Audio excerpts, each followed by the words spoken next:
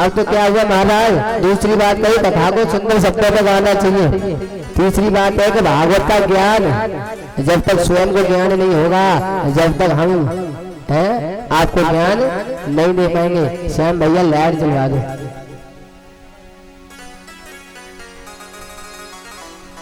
हाँ लाइट जलवा दें, लाइट की बहुत व्यवस्था की है।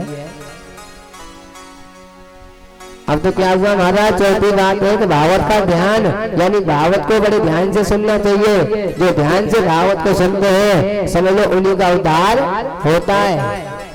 और पांचवी बात है कि भागवत में आपके कान, हाँ कानों का विशेष ध्यान है साहब। भागवत में आए और आए के बैठ के भाभी के बगल पे, अब भाभी तो कह रहे हैं भाभी हाँ आज तुमने क्या बनाया है, तो भाभी लग गई लियो हमने क्या बनाया, तो है भैया टमाटर लिया है, तो वही आलू टमाटर बनाए नहीं है। और भाभी जी तुम्हारी साड़ी तो बड़ी अच्छी लग रही है। भाभी जी की अच्छा 2000 की आई है, अच्छी तो लगेगी। लियो उनकी तो कथा 1 बजे थी और 4 बजे तक जई में ही। हाँ क्योंकि कानों का विशेष ध्यान रखना चाहिए, क्योंकि व्यक्ति का शरीर इस पांडाल में है, लेकिन मन रोकना बड़ा कर रहा काम है, क्योंकि मन हाल तो यहाँ और हाल बम्बई पहुंच जावे। अब तो क्या हुआ भैया, जब ऐसी बात हुई अब तो सनत कुमार तो ऐसे संत हैं जो कभी भूलते नहीं, और नारद जी ऐसे संत हैं कि वो कभी एक जगह टिकते नहीं। अब जब सनत कुमार एक जगह से दूसरी जगह जाते नहीं है और नारद जी एक जगह कभी टिकते नहीं है, तो फिर कैसे काम चले। आज श्री सूजी महाराज कहते हैं कि एक बार देव ऋषि नारद बड़ी तीव्र गति से आज दौड़ते हुए जा रहे थे। जब नारद जी दौड़ते हुए जा रहे थे, आज नारद जी ने देखा कि मार्ग में यानी रास्ते में एक स्त्री अपने 2 पुत्रों को लेकर के आज पड़ी हुई है और रो रही है। जब रो रही है, नारद जी पास में गए, पास में जाकर के पूछा तो तुम क्यों रो रही हो। आज समझने की बात है प्रिय भक्तों, वो स्त्री कोई और नहीं थी, वो साक्षात भक्ति देवी थी।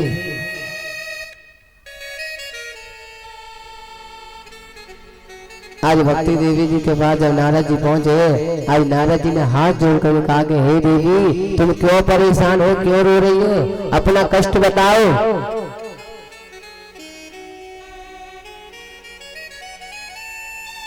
अब तो भक्ति देवी कहती है कि क्या बताएं महाराज, बहुत बड़ी मुसीबत है, बहुत बड़ी परेशानी है, ये कोई छोटी मोटी परेशानी नहीं है। नारद जी कह रहे बताओ तो सही, आखिर परेशानी क्या है। जब तक परेशानी बताओगे नहीं, जब तक इलाज होगा ही नहीं। डॉक्टर के पास भी जाते हैं, वो भी पूछता है आखिर परेशानी क्या है। सबसे पहले लाओ हाथ दिखाओ पहले, है हमारी तरह तो एक डॉक्टर है पहले इंजेक्शन की बात करते हैं। अब तो क्या हुआ महाराज, जब नारद जी से पूछा, आज भक्ति देवी कह रही है कि हे महाराज मैं इतनी परेशान हूँ कि ये जो 2 पुरुष डले हुए हैं, यानी भक्ति देवी की गोद में जो 2 व्यक्ति डले हैं, वो कोई और नहीं प्रिय भक्तों, वो साक्षात ज्ञान और वैराग्य है। पहली भक्ति है और ज्ञान और वैराग्य। आज तो रोने लगे। अब तो भक्ति देवी कहती है कि माता की उम्र अभी 28 साल की है और उनके पुत्रों पर बुढ़ापा, तो समझने की बात है, बहुत बड़ी बात है कि माता अभी जवान है और पुत्रों पर बुढ़ापा आ गया। माँ बाप सब झेल सकते हैं, लेकिन अपने जीते जी अपनी संतान की अगर मृत्यु हो जाए तो वो ऐसा कभी, मैंने देखा है कभी कभी कि पिता के सामने ही जवान बेटी की मृत्यु हो जाती है और खुद पिता जब मरण संज्ञा पर पड़ा होता है तो खुद पिताजी अपने कंधे पर लेकर के जाते हैं, लेकिन वहां उल्टा हो जाता है। पिताजी के अरमान होते हैं कि जब मेरा अंत समय आए तो मेरा खुद का ही बेटा मुझे लेकर के जाए और अग्नि लगाए, लेकिन भगवान जो किस्मत में जो लिखा होता है वही होता है, यानी भाग्य से पहले ना किसी को मिलता है और भाग्य से ज्यादा ना कभी किसी को मिला है। आज तो अपने भक्तों जब ऐसी बात हुई, आज नारद जी कह रहे हैं कि मैं एक काम करता हूँ क्या। आज नारद जी ने बहुत वेद का पाठ किया साहब, और तो वेद सुनाने लगे, शास्त्र सुनाने लगे। जैसे जैसे वेदों का पाठ करते थे वैसे वैसे ज्ञान और वैराग्य का बुढ़ापा दूर होता जाता। और जब बैठ करके जब वेद का पाठ करना बंद कर देते थे तो ज्ञान वैराग्य पहले ही अवस्था में यानी वृद्धावस्था में आ जाते थे। और तो नारद जी बड़े परेशान होने लगे, सोचने लगे कि महाराज आखिर ऐसा हो क्यों रहा है। और नारद जी बड़े परेशान, ऊपर से आकाशवाणी हुई कि हे नारद जी, अगर आप ज्ञान और वैराग्य का बुढ़ापा दूर करना चाहते हो तो कोई सत्कर्म करो। और सत्कर्म किसे कहते हैं मालूम है? मालूम है काहे सत्कर्म कहते हैं? कथा तो बहुत हुई होगी यहाँ पे। मैंने सुना है कि अभी कुछ समय पहले भी भागवत हुई थी, हुई थी ना। तो ऐसा देख रहे हैं जैसे टीवी चल रही है?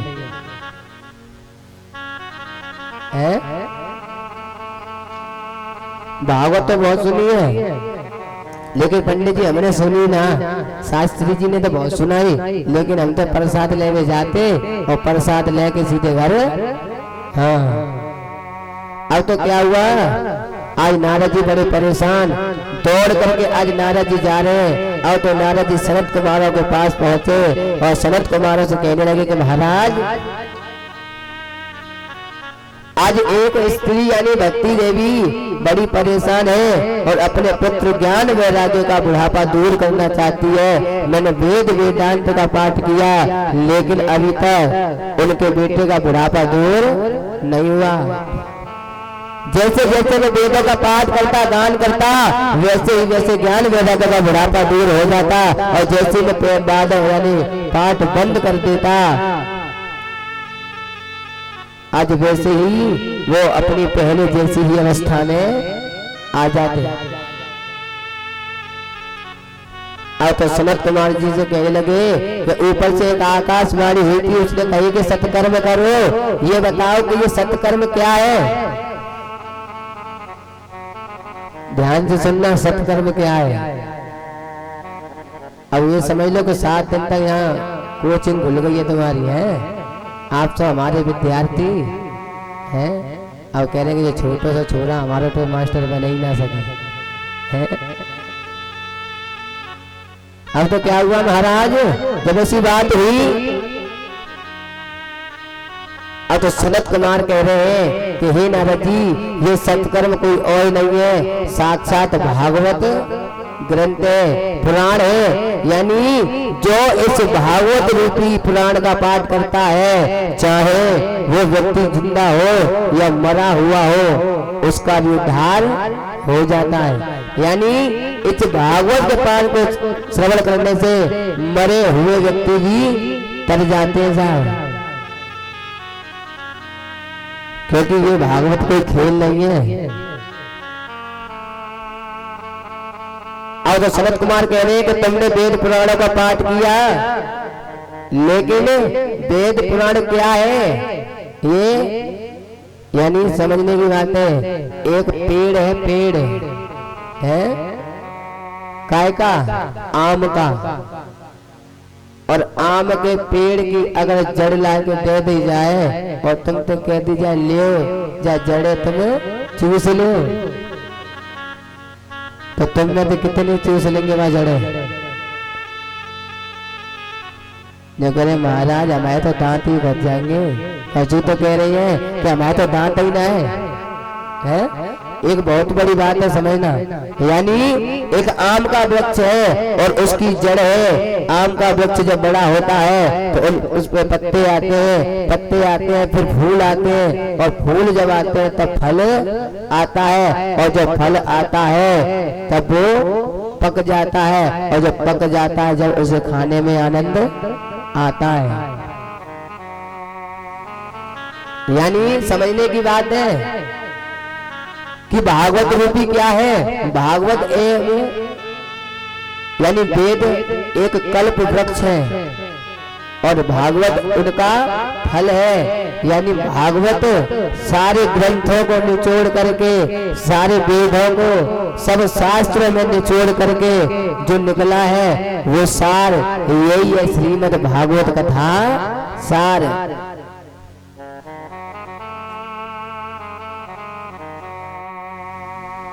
अब तो भक्तों बड़ी सुंदर बात है। अब तो सनत कुमार जी कहते हैं कि नारद जी, हाँ, कि अगर आप उनको भागवत सुनाओगे तो ज्ञान और वैराग्य का बुढ़ापा दूर हो जाएगा।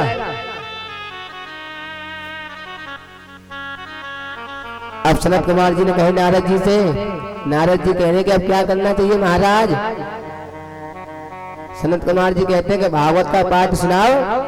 अब तो भागवत का पाठ करने की तैयारी हुई साहब।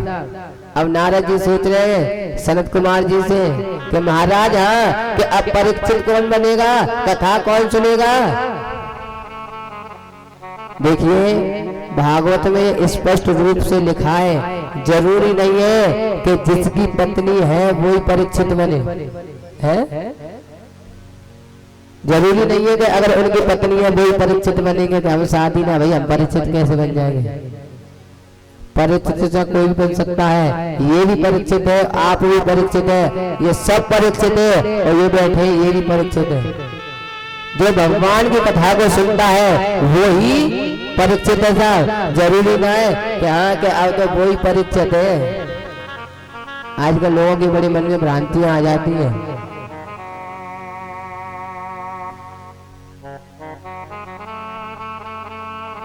अब तो क्या हुआ महाराज, सनत कुमारों ने एक सुंदर व्यास मंच बनाया।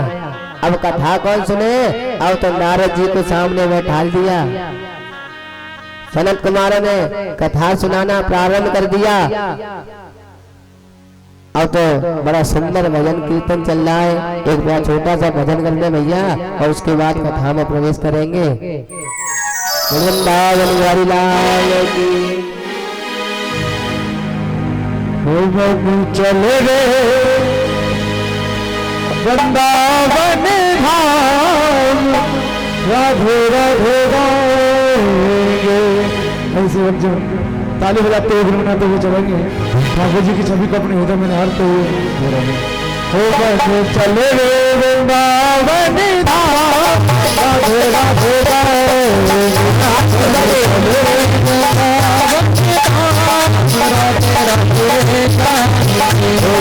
चले वृंदावन धाम, राधे राधे गाएंगे। राधे राधे गाएंगे,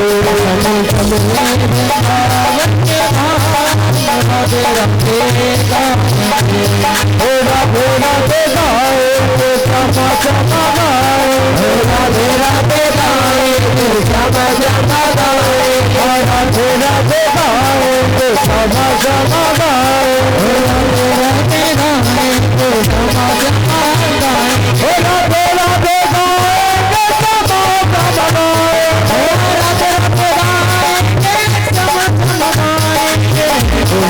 चले ले चले ले चले ले वृंदावन राधे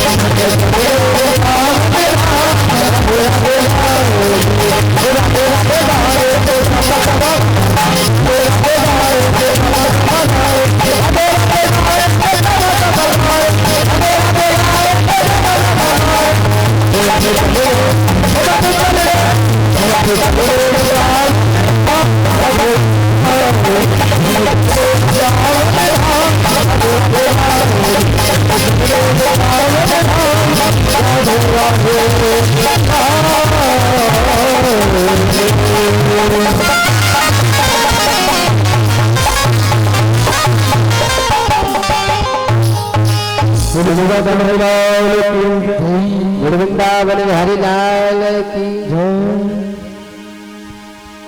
1 2 3 4 5 और देखो जो 5 जने ऐसे बैठे हैं बाहर जैसे 5 पांडव बैठे हुए हैं। अगर देखिए इतनी बड़ी जगह है, इतनी बड़ी व्यवस्था है? भगवान की कथा कभी बाहर बैठ करके नहीं सुननी चाहिए, न पीछे बैठ करके सुननी चाहिए। भगवान की कथा को जो बाहर बैठ करके सुनते हैं, पीछे बैठ करके सुनते हैं, वो पाप के भागी होते हैं। लेकिन समझने वाली बात है ना कि जब हमारे ताऊ जी ही वहां बैठे हैं तो फिर जे तो बैठेंगे ही हैं। समझने की बात है, गैया अगर खेत में जाएगी तो गैया के बच्चे पीछे खेत में पहुंचेंगे।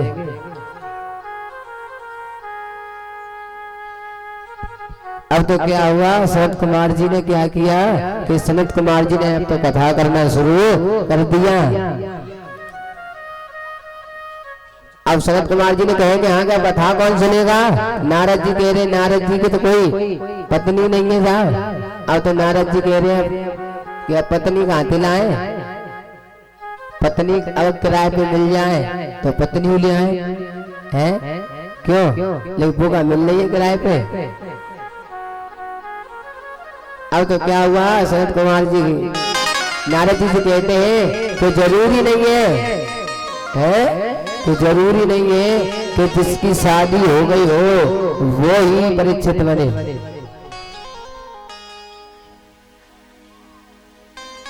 अब तो नारद जी को बना दिया, परीक्षित बना दिया। अब तो सनत कुमार जी व्यास मंच पर विराजमान है, अब सुंदर भगवान की कथा सुना रहे हैं। व्यास जी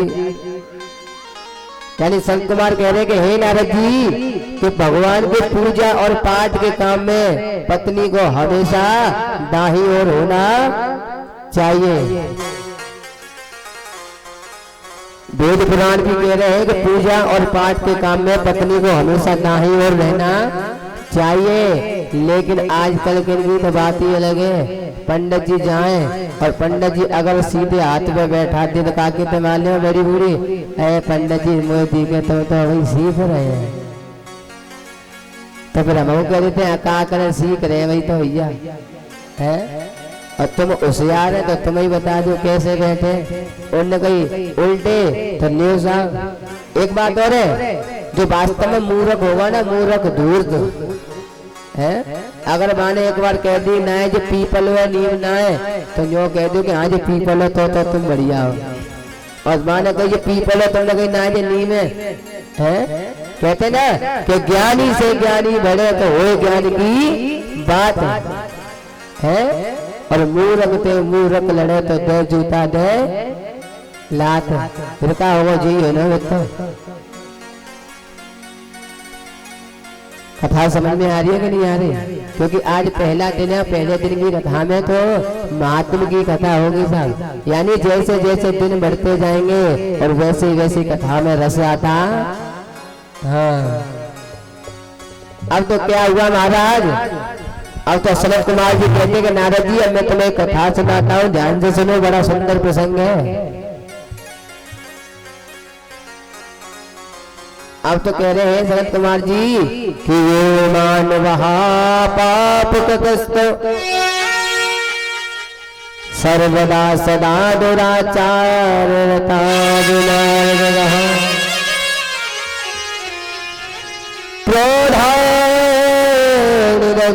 कुटिलास कामिन सप्ताह यज्ञेन कलौ पुनन्न तदे।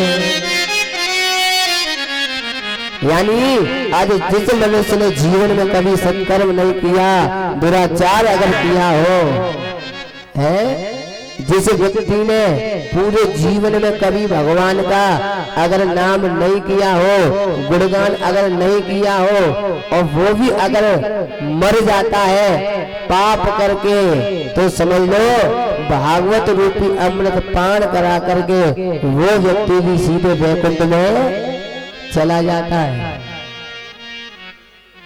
लेकिन एक बात है क्या, हरि नाम नहीं तो जीना क्या।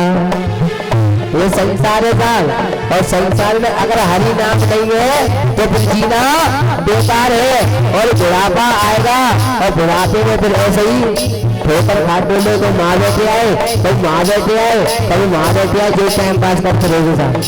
इसलिए भगवान का भजन करो। ओ हरि नाम नहीं तो जीना था, हरि नाम नहीं तो जीना था, हरि नाम नहीं तो जीना था, हरि नाम नहीं तो जीना था। अमृत है हरि नाम जगत में, अमृत है हरि नाम जगत में, अमृत है हरि नाम जगत में, अमृत है हरि नाम जगत में। इसे छोड़ तुझारू को दोनों हाथ खोल दो। हरि नाम नहीं तो जीना क्या। आवाज आनी चाहिए। कह रहे हैं इतनी डोसा नहीं तो फिर जीना क्या है। हरि नाम नहीं तो जीना क्या, ओ हरि नाम नहीं तो जीना क्या। दोनों हाथ खोलेगा सीधे सीधे। हरि नाम नहीं तो जीना क्या, हरि नाम नहीं तो जीना क्या, हरि नाम नहीं तो जीना क्या, हरि नाम नहीं तो जीना क्या।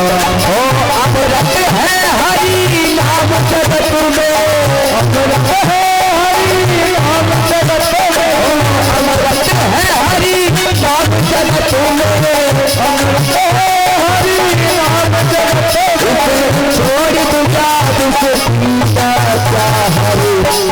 नहीं तो जीना क्या छोड़ करके श्री हरि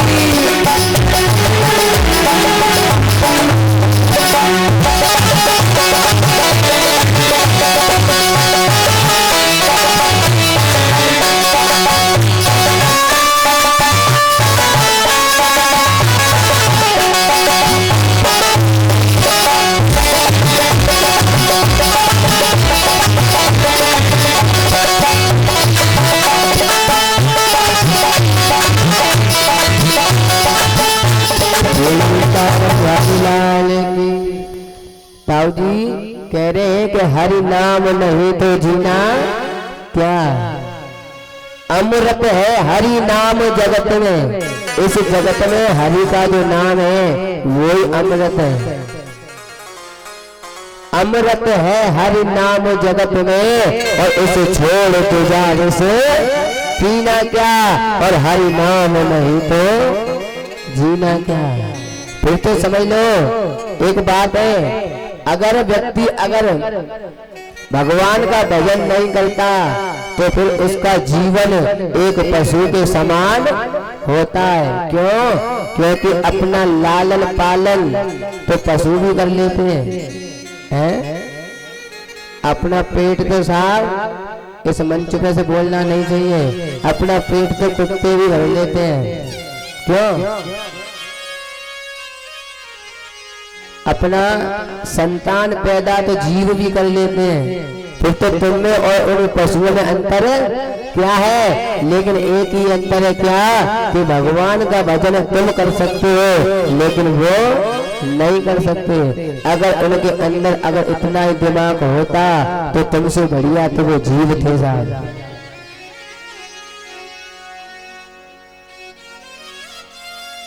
अब तो क्या हुआ, आज सुखदेव जी कहते हैं, इधर सूत जी महाराज कह रहे हैं सोनकादि ऋषियों से, हे ऋषियों तुम्हें एक प्रसंग सुनाता हूँ, ध्यान से सुनिए। एक नगर में एक आत्मदेव नाम के ब्राह्मण रहते थे। और वो आत्मदेव नाम के जो ब्राह्मण थे भगवान के बहुत बड़े भक्त थे। पंडित जी भगवान की पूजा में सुबह शाम लीन रहते हैं। और उनकी एक पत्नी साहब, पत्नी की तो बात ही अलग है।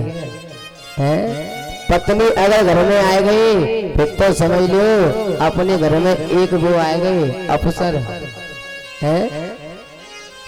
मम्मी पापा तो इतना डरने लगे लड़कन को, लेकिन बहू के मैं तो थर कांपते हैं ऐसे करके है। दूसरे की तो कहने का हमारी बहू ने एक बार हमारे फोन तोड़ दियो है।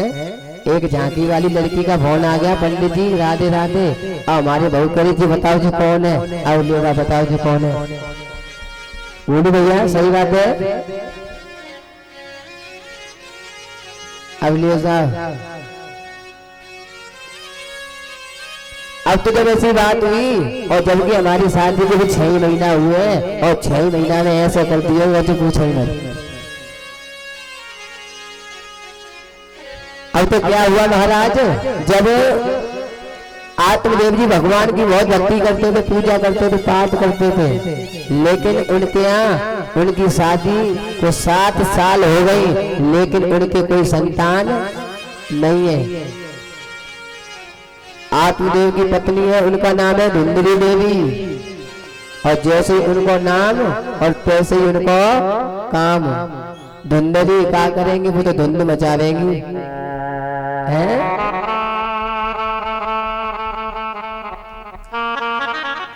अब तो क्या हुआ अपनी भक्तों, जैसे ही ब्राह्मण आज अपने घर से जाते थे मंदिर की तरफ पूजा पाठ करने के लिए, और तो धुंधली देवी बाहर दरवाजे पर खड़ी हो जाती थी।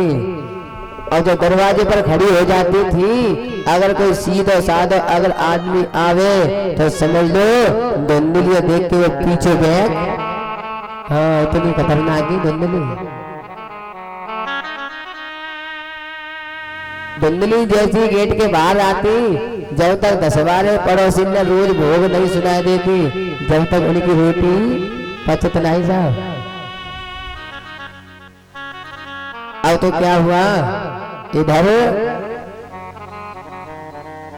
आत्म में पंडित जी आए शाम को, अब तो धुंधुली देवी ऐसी खड़ी हो जाती साहब, ऐसा ढोंग कर भी लग जाती तो समझ लो इनके बाद तो अब मैया अनुसुईया के बाद इनको ही नंबर है। ताऊ जी ऐसा ढोंग कर देती है लेडीज कि अनुसुईया के बाद अब इनको ही नंबर हुआ।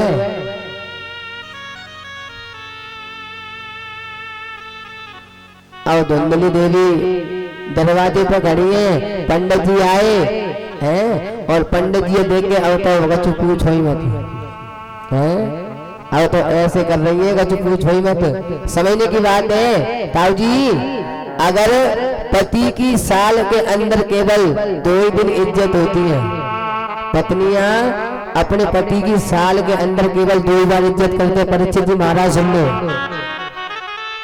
कौन से दिन मानने में है? एक तो करवा चौथ का पूछो मत है, आए सुबह जगेंगी, सुबह तो पानी पीवेगी नहीं है, सुबह तो परेशान रहेंगे, पानी नहीं पीएंगी साहब, कह देंगे जब तक हमें चांद नहीं देख लेंगे जब तक तुम्हें पानी। हाँ, और फिर पति बड़े चालाक होते हैं, तो तब बाद में जो कहते चले होटल में रेस्टोरेंट में लियो।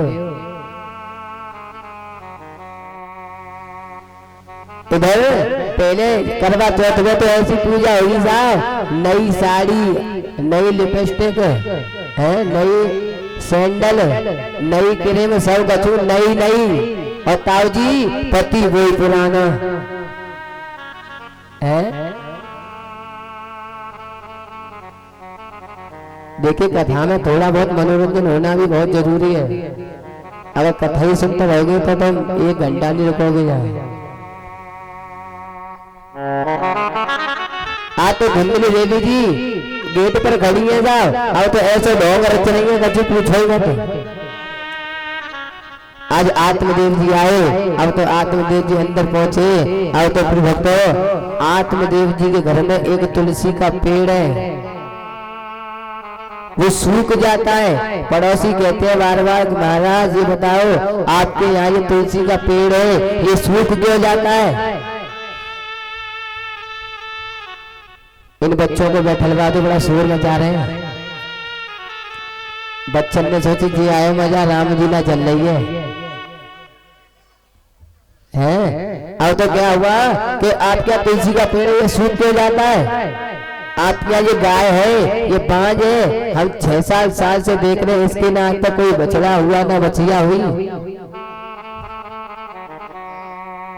आत्मदेव जी कहते हैं कि मैं क्या बताऊं महाराज, जल तो रोज देता हूँ लेकिन पता नहीं वो क्यों सूख जाती है तुलसा जी है, पता नहीं आज तक मेरी गाय क्यों बांझ रह गई। अब तो पड़ोसियों ने क्या कहना शुरू कर दिया मालूम है कि महाराज तुम्हारे कोई संतान ना है, जाई चक्कर में तुम्हें पाप लगाए, जाई चक्कर में तुम्हारे तुलसा जी सूख जाती है और गाय बांझ रह गई। अब तो भक्तों पड़ोसियों ने उल्हाना मारना शुरू कर दिया। और ये बात हकीकत है, अगर कबू कबू तो पड़ोसी ऐसे अच्छे मिल जाए साहब कि कछु पूछो ही मत। अगर पड़ोसी कछु ज्यादा ही अच्छे निकल जाए ना ताऊ जी तो उखाड़ के फेंक देंगे तुम्हें।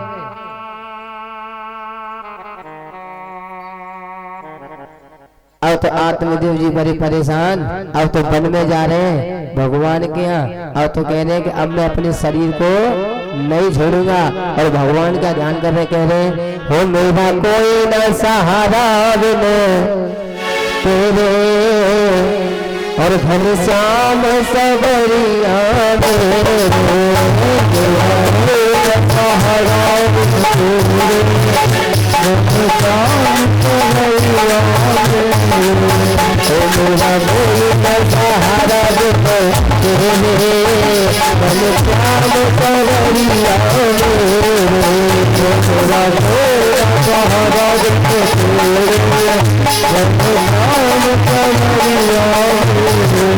ओ हरि आ जाओ, हरि आ जाओ, हरि आ जाओ, हरि आ जाओ, हरि आ जाओ, हरि आ जाओ।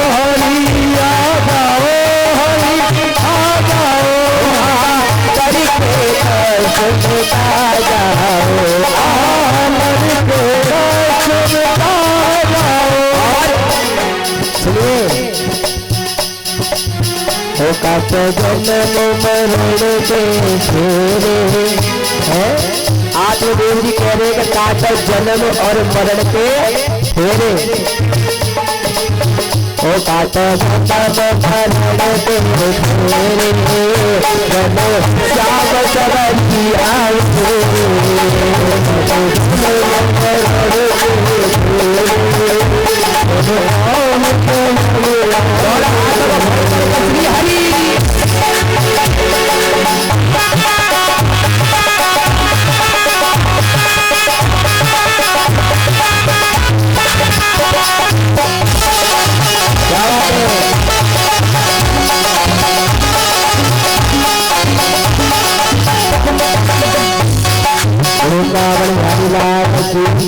अब तो आत्मदेव जी जैसे पहुंचे, अब तो सामने से दो चार संत चले आ रहे। जब संत आए, संतों ने देखा ओहो ये तो कोई ब्राह्मण दिखाई पड़ता है और ब्राह्मण बड़ा दुखी है। संतों ने जाकर के पूछा रुको क्या बात है। आज आत्मदेव जी रो रहे हैं, क्यों?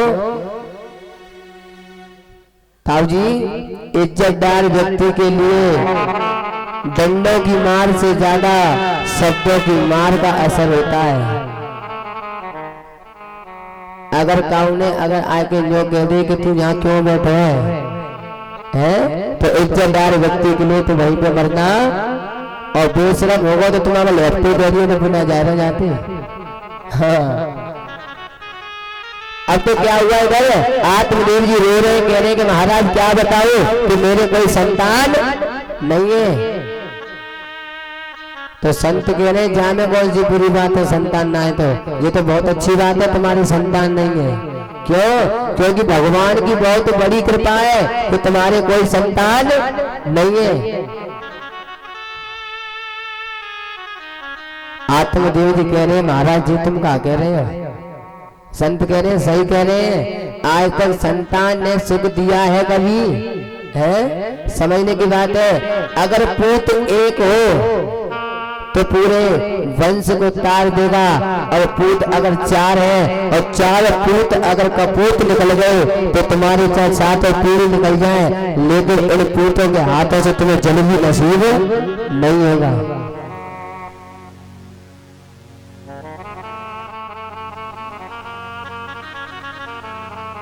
अब तो क्या हुआ महाराज, आत्मदेव जी कह रहे कि महाराज मुझे कुछ नहीं सुनना, मुझे तो केवल आप वरदान दे दीजिए कि मेरे एक संतान हो जाए। आज बहुत संतों ने समझाया कि बेटा क्या करता है, बेटा जब से पैदा होता है तभी से माता पिताओं के खून को पीना शुरू कर देता है। जब अंत समय जब माता पिता मर जाते हैं तो शमशान घाट में भी उनके सर में डंडा मारकर और घी डाल देता है जो, और कहते डोकरा तेने पूरी जिंदगी मेरा जीना हराम कर दियो है, अब तू लौट के वापस नहीं आ जाए है, कहूँ तो याददाश्त नहीं रह जाए, पुरानी बात याद नहीं रह जाए, ले तेरे जाने घी और डालते ले अब जा। बोले गोविंद भगवान की।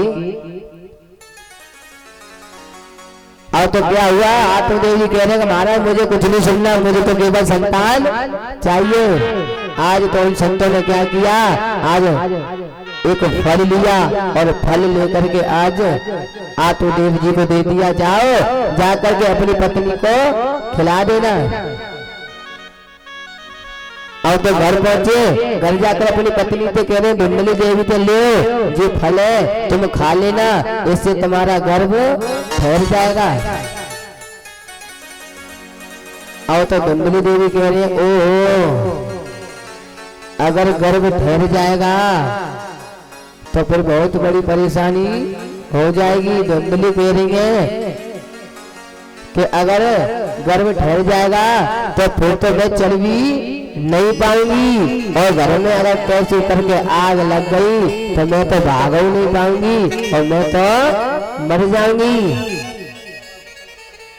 हाँ, धुंधली देवी ने क्या किया, अपनी छोटी बहन को बुलाया। छोटी बहन ने कहा कि दीदी मेरे यहाँ बहुत संतान है, तुम्हारे कोई संतान नहीं है और मेरे एक संतान और होने वाली है, वो मैं तुम्हें दे दूंगी और तुम मुझे थोड़ा सा धन दे देना, मेरा काम चल जाएगा और तुम्हारा भी काम चल जाएगा। और धुंधली कह रही कि इस फल का क्या करें? तो धुंधली की बहन ने कहा कि इस फल की परीक्षा करनी चाहिए, इस फल को गाय को खिला दो। आज इस फल को गाय को खिला दिया, तो गाय को खिला दिया। अब धीरे धीरे क्या हुआ, अब दूसरा महीना हुआ और जैसे महीने आते गए धुंधली क्या करती है कि अपने पेट पर हर महीने में एक कपड़ा बांध लेती है। भाई दिखाना भी तो है?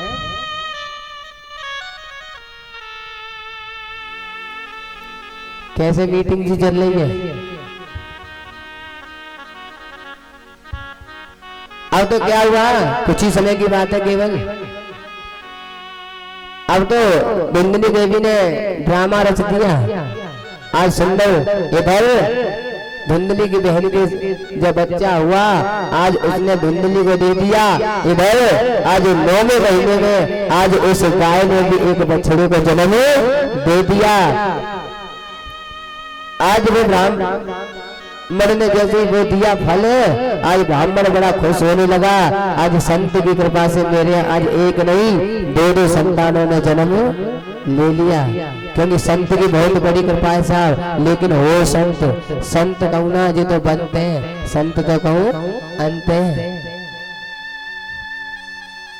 अब तो क्या हुआ महाराज, इधर आत्मदेव जी को बड़ी प्रसन्नता हुई। आत्मदेव जी ने ब्राह्मणों को बुलाया कि अब नामकरण संस्कार करना है। अब तो पंडित जी को बैठाया। पंडित जी कह रहे कि मेरा नाम है आत्मदेव और मेरे बालक का नाम होगा परम आत्मदेव। अब धुंधली करी, अच्छा 9 महीना हमने रखो, कष्ट हमने होगा और नाम होगा तुम्हारी बातें। आत्मदेव जी लक्ष्मी देव ने तो तुम रख लो। धुंधली कह रही मेरा नाम है धुंधली और मेरे बेटे का नाम होगा धुंधकारी। अब धुंधकारी नाम होगा, जैसे नाम होगा तैसे काम होगा साहब। आजकल की तो पूछो ही मत। पंडित जी आए और पंडित जी अगर नाम रख दे, जाको नाम है कन्हैया, तो का कहेंगी माले में ऐसी छोरी, हे पंडित जी जो तुमने का नाम रख दियो कन्हैया, नए जमाने का नाम रख दो जय की, मैं की, टीचू। इन्हें कहा कुत्तन के नाम है जी, तो जय की है, जय की कोई नाम है साहब है? हमारे मंदिर पे एक आंटी रहती थी, उनका नाम था गीता, और हमारे मंदिर पे एक कुटिया रहती थी, उसका नाम था गीता है। और हम कहते गीता ले, तो रोज लड़ाई हो रही थी। अरे महाराज जी तुमने जाको नाम कहाँ रख दिया? मैंने कि हमने तो रखो जो कहेंगे कहा जाको नाम ही पहले थी गीता है, कोई ठाकुर जी महाराज की। हाँ तो ऐसे ही हो जाए साहब। एक जगह हम भागवत करने गए थे बम्बई में, मुंबई में हम गए, हम 4 लोग थे। तो एक जगह हम भोजन करने गए, उनके यहाँ एक कुत्ता था है, तो हम लोग गए, हम लोग बैठे, उनके लड़के कह रहे थे बड़े साहब आ रहे हैं। लेकिन कोई बड़ा साहब होगा भाई, आ रहे तो आंदो, मैंने हम तो छोटे साहब है। कह रहे कि बड़े साहब आ रहे हैं, सावधानी से रहना था। तो जी तो है ही ऐसे जी कहने बड़े साहब कहते खतरनाक है, तो सावधानी से रहे हम। तो हमें क्या मालूम ही साहब कि वो कुत्ता को नाम है बड़े साहब है। तो लियो आजकल तो ली रही परंपरा है। अब तो क्या हुआ, बड़ी सुंदर हुई, अब तो धुंधकारी रख दिया। अब तो धुंधकारी जैसे जैसे बड़ा होता गया, फिर बच्चों आज धुंधकारी जैसे जैसे धुंध फैलाना शुरू कर दिया। अब तो खेलने जाए और खेल में बच्चे को कभी तलवार से काट दे धुंधकारी, कभी बच्चों को कुएं में ढकेल दे। और तो धुंधकारी इतना खतरनाक हो गया कि जिस गली में होकर धुंधकारी निकल जाए तो समझ लो उसी गली में दरवाजों पर ताले लग जाते थे। अब तो आत्मदेव जी बड़ी परेशान। अब कह रहे हैं आत्मदेव जी, हे महाराज जाते तुम्हें संतानी बढ़िया हो, जाते तुम्हें कोई संतान नहीं होती तो ही बढ़िया हो। अब तो धुंधकारी आए। अब तो धुंधकारी ने क्या किया, अब तो धुंधकारी ने आकर के आत्मदेव जी को पीटना शुरू कर दिया। जो आत्मदेव जी को जो पीटना शुरू किया तो अब आत्मदेव जी पर रहा नहीं गया और आत्मदेव जी आज घर को छोड़ करके चले गए और बाहर जंगल में जाकर के आत्मदेव जी ने आज अपनी शरीर को छोड़ दिया। क्योंकि अगर माँ बाप पर अगर पुत्र हाथ उठा दे तो उन माँ बाप का तो वही मरना हो जाता है। लेकिन आजकल तो बात ही अलग है। अगर छोरा ने जो कहने को यहाँ बैठ जाओ तो मजा ले के बैठ के चले जाए। अब तो क्या हुआ अपने वक्त में ताऊ जी जब स्वापी में कहा खो गए इनको है। परीक्षक जी कितने बढ़िया है, देखो कहाँ पहुंचे, मीटिंग जुड़ रही है। जय हो, अहो भाग्य हमारे जो दर्शन हुए तुम्हारे। अब तो क्या हुआ महाराज, अब तो धुंधली देवी के पास जा रहे हैं। भैया तो कह रहे हैं मम्मी लाओ धन दो। अब तो प्रिय भक्तों धुंधकारी अब तो मदरा का पान करने लग गया, यानी शराब पीने लग गया। अब धीरे धीरे अब तो वो कोठों पर जाना शुरू हो गया। अब तो वैश्यों के पास जाना शुरू हो गया। एक दिन गया भैया से कहला कि आप धन लाओ, जुए में हार गया। और धुंधली देवी कह रहे बेटा मेरे पास जितना धन था मैंने सब तुम्हें दे दिया, अब मेरे पास कुछ भी नहीं है। अब तो धुंधकारी को गुस्सा आया। अब तो धुंधकारी ने अपनी माता यानी धुंधली देवी को ढूंढना शुरू कर दिया।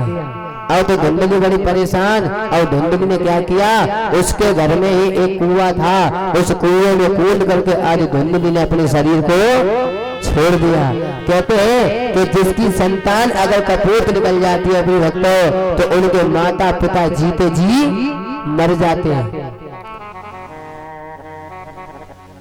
कछु लोग तो जो कहते हैं कि जवानी में भजन नहीं करेंगे, हम तो बुढ़ापे में करेंगे। अब जवानी में करेंगे नहीं, बुढ़ापे में कब करोगे, जब बुढ़ापे में जब बुद्धि एकदम सिटिया जाएगी जब करोगे। लोग बात कह देते अरे बेटा तेरी तो बुद्धि बुढ़ापे में सिटी आई गई है? अब तो भक्तों आज बड़ी परेशान।